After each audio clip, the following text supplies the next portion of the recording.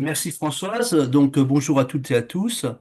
L'exposé que je vais réaliser porte en fait sur les marchés des produits bio, mais singulièrement les produits animaux, en essayant à la fois de rendre compte de l'essor de ces productions et puis de discuter du choc de l'inflation, sachant que ma présentation orale comporte une actualisation parce que c'est un article qui vieillit très vite. Euh, D'abord, quelques éléments de cadrage pour bien repositionner l'Europe dans la production biologique.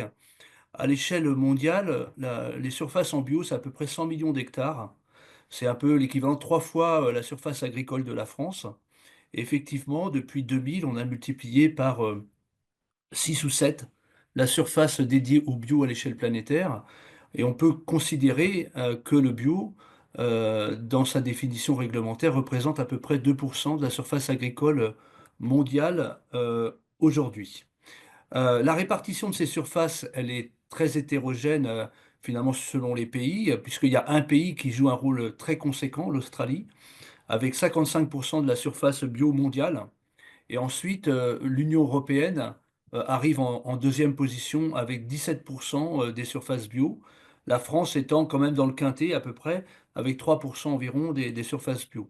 Donc voilà le cadrage général, sans oublier le rôle de l'Océanie. Bien sûr, les surfaces bio, comme chacun le sait ici, se sont fortement développées, en fait, connaissaient une croissance soutenue depuis une vingtaine d'années, mais notamment depuis une dizaine d'années. Et pour la première fois en 2023, on a observé un léger recul des surfaces bio en France, avec un taux qui est aux alentours de 10% de la SAU française dédiée à l'agriculture biologique, positionnant finalement la France en bleu ici dans voilà, le milieu de l'Union européenne, au niveau de la moyenne européenne. Donc on est à 10,4% des surfaces européennes dédiées au bio, avec des hétérogénéités très fortes suivant les pays. Un pays leader étant l'Autriche, avec pratiquement le quart de ses surfaces, ce qui est d'ailleurs l'objectif fixé par l'Union européenne dans le cadre du Green Deal. Donc on en est très loin dans beaucoup de pays. Alors, en termes de consommation de produits bio, on peut estimer qu'en 2023, donc on n'a pas les données, on les attend évidemment, hein, les données de 2024, mais en 2023, on est à 5,6% des produits alimentaires français qui relèvent du bio en valeur. Donc en volume, c'est beaucoup moins parce que les produits bio sont vendus plus cher. Et pour la première fois, on a eu un léger recul, un très léger recul, de la part du bio dans le marché alimentaire global français, passant de 6%, de 6% en 2022 à 5,6%. Alors, ce qui est intéressant aussi de noter, c'est que au cours de l'année 2023, on a eu une inflation qui a été globalement un peu moins forte pour les produits issus de l'agriculture biologique, 7% par rapport aux produits plus traditionnels, donc une montée en puissance moins forte des prix.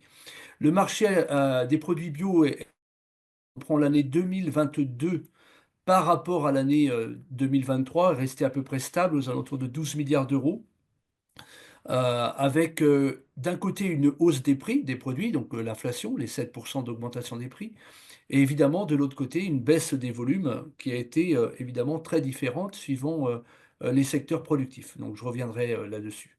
Donc là, on voit les ventes de produits bio en France. Donc globalement, j'ai mis en rouge ici la part des produits animaux dans les produits bio commercialisés. Donc c'est une part qui reste modeste hein, et qui, on va le voir tout à l'heure, est plutôt décroissante. Donc on a beaucoup d'épiceries, de fruits et légumes, un peu de boissons alcoolisées. La part de l'ensemble des produits animaux bio étant limitée. Et globalement, si on regarde l'année 2022 par rapport à 2023, le marché alimentaire bio s'est tenu en valeur en France hors restauration collective dans ce graphique. Mais évidemment, par rapport à 2020, on a connu un recul de 5,6% des ventes de produits alimentaires bio en France, ce qui est beaucoup, alors qu'on était sur une croissance, comme on le voit avant sur le graphique, qui était de l'ordre de 10% par an. Donc on a vraiment une rupture très forte, non pas à partir de 2022, mais dès 2021, quoi. La part des produits animaux bio dans les produits commercialisés en France décroît. Donc on était à 31% en 2010 et aujourd'hui on est redescendu, enfin, on est descendu progressivement à 23%. Donc les produits animaux connaissent un recul dans la part relative globale. Si on regarde les produits, les ventes de produits animaux en France, donc le recul Là, du coup, depuis 2020, il n'est pas de 5,8%, il est de 11,4%. Donc c'est absolument clair. On a un recul plus marqué de la consommation des produits animaux bio. Et vous avez ici une tendance depuis 13 ans et qui montre le poids relatif des différents types d'animaux bio qui contribuent à ces ventes. Alors clairement, les produits laitiers et les œufs, ça représente, allez, en gros, pratiquement les deux tiers de l'ensemble des produits bio consommés, ce qui veut dire que la partie viande, en fait, est tout à fait mineure, surtout quand on regarde, par exemple, la viande ovine, c'est quand même très faible encore, hein, la viande porcine aussi, et globalement, on a une part relative très forte des produits laitiers. Donc là, on regarde l'évolution des produits bio depuis 14 ans. Donc, c'est l'évolution des ventes en valeur de produits bio en France, donc achetés par les ménages français hors restauration collective, laquelle restauration collective joue encore très peu dans la vente globale des produits bio. Bon, on voit bien que globalement, dans tous les secteurs, on a atteint un plafond à partir de 2020. On a enclenché quelque part une baisse. Alors, c'est pas non plus totalement effrayant, c'est-à-dire que parfois on a l'impression qu'on arrête de consommer bio dans certains médias. On voit bien que voilà, il y a une rupture de tendance claire dans tous les produits, sauf les œufs. En troisième position, on voit qu'il y a une petite augmentation. Et globalement, ce qui a surtout été marquant, c'est qu'on était habitué à des croissances de 10% par an. Et ça s'est arrêté. On n'est pas non plus dans une chute drastique dans tous les secteurs. Alors la chute, si on veut l'objectiver, j'ai fait un graphique qui compare l'évolution des ventes de produits animaux bio entre 2020 et 2023 en France, en valeur. Donc toutes les catégories de produits bio connaissent un recul, sauf effectivement les œufs. Et il y a des secteurs où pourtant le bio est peu présent, par exemple je pense à la viande porcine, où les reculs de consommation de produits bio ont été tout à fait significatifs, aux alentours de 30% en valeur. C'est également le cas dans la filière ovine. Et pour ce qui est de la viande bovine, on est à un recul de 18% de la consommation de vente de produits bio. Donc c'est quand même conséquent. Là, j'ai mis une illustration sur les ventes en GMS de produits bio. Alors, ce qui est très intéressant, c'est, enfin, nous pour économistes, c'est quand il y a des ruptures, elles sont assez franches et la tendance ensuite, elle concerne tous les produits. Donc, c'est pas un seul produit bio qui a été pénalisé en fait, hein. C'est vraiment tous les produits et à partir de 2021, donc pour tous les produits en même temps, avec une chute qui a été quand même forte. Donc là, c'est exprimé en indice 100 de l'année 2016. Donc il faut prendre du recul. On est pour beaucoup de produits bio à des niveaux de consommation qui sont supérieurs à ce qu'était le cas en 2016. Mais la chute a été quand même très sévère, hein. Si vous voyez les fromages bio en libre-service, on a un recul qui a été très fort. Et puis il y a une courbe qui montre la collecte de lait là, qui est en rouge et qui montre qu'il y a un petit pépin, hein, entre une dynamique de production de lait par rapport au niveau de consommation qui a été trop forte et qui a amené beaucoup d'industriels laitiers, comme on le sait, à réorienter une partie du lait bio vers des produits conventionnels. Alors, il y a tout un ensemble de travaux, je ne vais pas les développer ici, mais qui sont très intéressants sur le profil sociologique des consommateurs de bio. Donc là, j'ai pris un seul exemple, hein, sur le lait conditionné vendu en France, donc le lait AB, et de regarder en fait qui sont les consommateurs. Donc c'est fait à partir du panel Kantar. Donc par exemple, si on prend donc 100, c'est la moyenne française, et quand on s'en écarte, on est plus ou moins surreprésenté. Donc on va aller très très vite. En gros, il y a une surreprésentation de la région parisienne et du sud-est dans la consommation de lait bio. On voit bien qu'évidemment, c'est vraiment pas un secret pour personne, c'est les catégories moyennes et supérieures aisés qui tirent le bio vers le haut en termes de consommation. Ce sont plus les consommateurs seniors que les jeunes, pour des raisons qui sont liées aussi probablement à l'argent, puis à la structure familiale des familles. On voit bien que c'est un peu plus touchy de consommer du bio dans les familles où il y a quatre enfants ados que dans les familles monoparentales. Enfin, les familles où il y a pas, où il y a un ou deux enfants, je veux dire. Alors, la structure de la distribution des produits bio, en fait, ce que j'ai essayé de développer dans l'article, c'est que ça bouge pas vite. En 15 ans, la grande distribution, elle est vecteur de à peu près 61% de la vente des produits animaux bio en France. En gros, c'était 64 il y a 10 ans, donc il n'y a pas de transformation majeure. On pourrait quand même noter une petite augmentation de la part relative de la vente directe, qui est passé de 8,8 à 13,1%. Donc c'est pas, pour elle, c'est important. Mais globalement, c'est pas une révolution tous les ans, hein. Et en fait, la structure de commercialisation des produits bio, elle varie aussi suivant les types de produits considérés. Par exemple, le lait liquide est très commercialisé dans la grande distribution généraliste, hein, pratiquement 80% des ventes. Et si on prend à l'inverse les ventes de bio, vente en direct, c'est la viande ovine et la viande de volaille et la viande porcine qui représentent à peu près un quart, ce circuit représente un quart de l'ensemble des produits commercialisés. Donc il y a quand même des différences suivant les types de produits dans les réseaux de commercialisation, aussi en fonction de la nature de la nature même des produits, de leur conservation, etc. Alors, évidemment, comme on le sait, cette évolution de la consommation, qui a connu une rupture, je l'ai dit, à partir de 2020, elle a aussi entraîné pendant une quinzaine, une dizaine d'années, une augmentation quand même assez spectaculaire, hein, de la part des animaux en France qui relèvent de la filière agriculture biologique. Donc là, je vous ai mis les derniers chiffres connus, donc 2023. Pour les poules pondeuses, les brebis laitières 13%, les chèvres 12%, les vaches laitières on est à 9%. Des vaches, ça ne veut pas dire 9% de la production, parce que la production est moindre par animal, donc c'est plutôt 6% en volume. Les vaches allaitantes 6%, et on voit bien que dans les productions hors sol, que ce soit porcine ou ou poulet de chair, la part du bio est restée relativement faible. Alors, un secteur qui a connu un développement assez soutenu, puis qui est en pleine transformation dans les modes de consommation, c'est les œufs de consommation, où on voit évidemment un développement assez rapide, même plus rapide que ce qu'on avait imaginé à l'époque, des œufs élevés au sol, et un recul assez spectaculaire des œufs en cage. Pour ce qui est de la part de l'agriculture biologique, elle est restée relativement stable aux alentours de 14-15% des œufs bio en France. Là, je vous ai mis les abattages d'animaux bio en France, donc d'après Interbev, hein.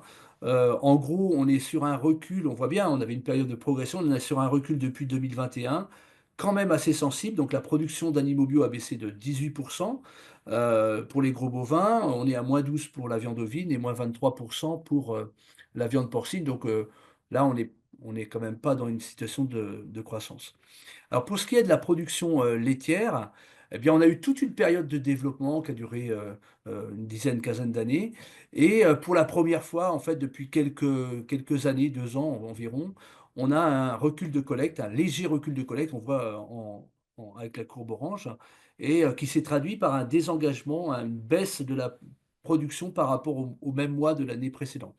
Et ce qui est intéressant aussi, c'est de noter que la production lait bio est très développée dans l'ouest de la France, donc une région qu'on pourrait caractériser parfois d'intensif, mais c'est quand même bien là que se fait le lait bio, pratiquement 55, même ouais, 55% de l'offre nationale se fait dans cette région, parce que c'est aussi dit aux opérateurs qui s'y trouvent évidemment.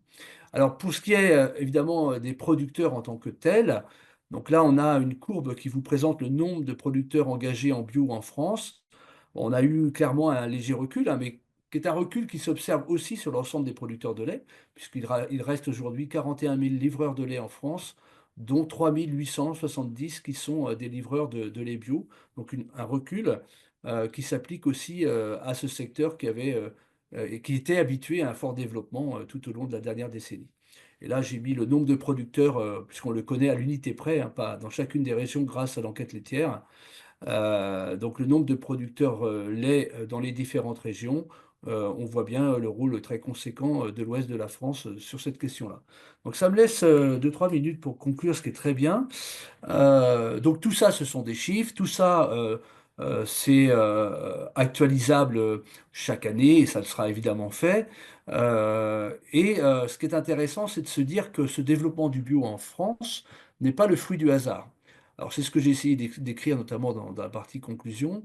Je pense que les pouvoirs publics ont joué un rôle. Alors ils sont parfois très critiqués hein, sur la faiblesse des soutiens qu'ils accordent à ces spéculations, mais globalement, ils ont quand même proposé un cadre législatif pour encadrer le bio.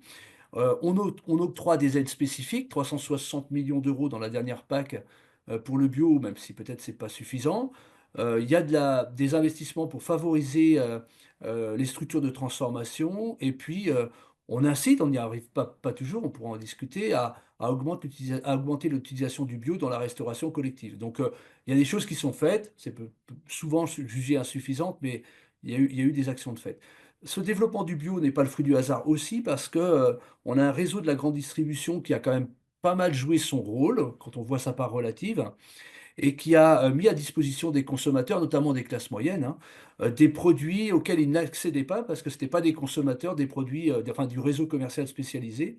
Et donc la grande distribution a, au moins toute une partie de la dernière décennie, contribué à cet essor. On peut aussi citer le rôle des entreprises de la transformation. Donc certaines d'entre elles, pas toutes, hein, ont joué un rôle en développant l'offre de bio, en optimisant aussi les coûts de production, en essayant aussi parfois de rechercher une certaine massification dans la production. Et puis bien sûr, évidemment, ce développement du bio, il n'aurait pas eu lieu si on n'avait pas eu des agriculteurs qui parfois acceptent de prendre des risques, parce que c'est prendre un risque de basculer en bio, pour quitter l'agriculture conventionnelle dans des conjonctures où les soutiens publics ne sont pas toujours un guide toujours permanent. Alors pour finir, je dirais que l'avenir du bio n'est pas écrit. On a eu des grandes ambitions, hein, dans le cadre politique du Green Deal de porter l'agriculture biologique européenne pour représenter 25% des surfaces en bio. Bon, en gros, on est à 10%, et personne ne pense plus aujourd'hui que 2030, on aura 25% de bio en France. Mais je pourrais en discuter dans la table ronde, parce qu'on voit bien qu'au niveau de la politique agricole commune, il y a quand même des changements qui s'opèrent actuellement, notamment au Parlement européen, sur la vision écologique de l'agriculture. Alors, une certaine régulation de l'agriculture biologique est nécessaire. On voit bien que quand il y a un petit excédent d'offres dans ce secteur, bah, les agriculteurs qui avaient précisément pris des risques bah, se trouvent assez facilement en difficulté. Il y a eu beaucoup de producteurs bio qui ont arrêté le bio pour des raisons économiques. Donc la régulation de l'offre dans ce secteur est très importante. Et évidemment, le bio ne dépendra pas que des politiques. Il dépendra beaucoup du consentement à payer des consommateurs. On voit bien que le contexte économique, l'inflation, aussi l'incertitude, enfin beaucoup de choses, hein, jouent dans le sens d'une modération de la classe moyenne dans sa propension à accepter de payer plus cher pour les produits alimentaires, même si évidemment certains résistent. On est quand même dans une période compliquée, notamment en Europe, pas simplement en France. Euh, on a une bonne maîtrise du prix de vente des produits bio qui va être un élément essentiel. C'est très difficile, quand j'ai fait la littérature, de savoir si les produits bio valent beaucoup plus cher que les autres. Globalement, c'est très nettement plus cher, parfois 60-70% suivant les types de produits. Ça dépend des produits, mais on n'a pas de synthèse très très claire, hein, parce que ce ne sont jamais exactement les mêmes produits qu'on compare au conventionnel, mais il y a une différence de prix qui est substantielle. Et puis dernier point, c'est la fin. Euh, il sera très important, je pense, de réfléchir aux vecteurs de communication sur les produits bio parce que les consommateurs changent avec le temps. Des arguments qui avaient beaucoup de sens il y a une dizaine d'années en ont moins, et on voit que le bio est quand même de plus en plus critiqué, y compris dans les médias, et qu'il y a beaucoup de concurrents, les SICO, l'HVE, produits sans OGM, les produits locaux, les produits fermiers, les Nutri-Score, etc. Tout un ensemble en fait d'éléments nouveaux qui peuvent aussi concerner, intéresser la nouvelle génération de consommateurs. Donc une vigilance à avoir sur ce marché qui a connu un revers important à partir de 2020. Je vous remercie. Bah, merci beaucoup Vincent, et puis un merci tout particulier parce que je sais que tu as dû travailler pour récupérer les dernières données et nous faire une mise à jour par rapport aux données qui sont dans l'article. Donc un merci tout spécial pour cet effort. Bon, on a un peu pris tout le temps qui était imparti, y compris pour les questions. Néanmoins, quand même, je pose une question qui est en lien avec la question posée par Patrick Vessé et puis les remarques faites par Anne Usereau autour du prix, parce que à un moment, tu dis que quand tu montres les évolutions, tu dis qu'on a atteint un plafond, ce qui suggérerait que ce soit structurel. Mais n'empêche que ce plafond, il est à partir de 2020 où il y a eu la crise Covid et puis ensuite toutes les crises, enfin, les crises économiques et du coup qui peuvent suggérer que c'est conjoncturel. Euh, la typologie des consommateurs, elle suggère que le prix est réellement un facteur important, mais ça rejoint la question de Patrick. Et bon, on pourra évidemment discuter plus longuement dans la table ronde hein, sur de ces aspects-là, mais du coup, est-ce que, à ton avis, c'est structurel? C'est-à-dire, on a atteint un plafond. Il y a eu une croissance constante et puis on arrive à ce plafond, ou bien est-ce qu'on peut imaginer que c'est conjoncturel, c'est lié aux crises? Euh, il y a quand même beaucoup d'arguments qui convergent vers l'importance du prix et du coût du consentement à payer des consommateurs, même si les différences finalement entre de prix entre les viandes bio et non bio, enfin et conventionnelles, ont diminué. Ben, quand il y a une grosse crise économique, je pense qu'on regarde les moindres centimes, quoi. Voilà, donc j'aimerais bien avoir juste ton avis à chaud là-dessus et puis on pourra en reparler Ouais. Donc juste en une minute, sur euh, je ne vais pas basculer, est-ce que c'est structurel ou conjoncturel comme ça, parce que ce serait trop caricatural. Je pense qu'il y a des signaux faibles, et il faut faire attention. À mon avis, il y en a deux ou trois. Le premier, c'est qu'il y a des classes moyennes, des gens de 40 à 60 ans qui consommaient du bio, qui ont arrêté le bio. Et la question à laquelle on n'est pas capable de répondre, c'est est-ce qu'ils vont y revenir après la crise, parce qu'on espère quand même que la crise deviendra moins forte dans quelques années. Est-ce qu'ils vont y revenir ou pas? Ou est-ce qu'ils auront fait le choix de s'orienter vers d'autres produits pour lesquels ils trouvent qu'il y a aussi du sens? Ça, on ne sait pas trop. C'est une affaire sociologique. Le premier point, c'est cette tranche qui a arrêté, est-ce qu'ils vont revenir? C'est une vraie question. La question, c'est pas de savoir si les sexagénaires jusqu'à nonagénaires qui aiment du bio vont arrêter.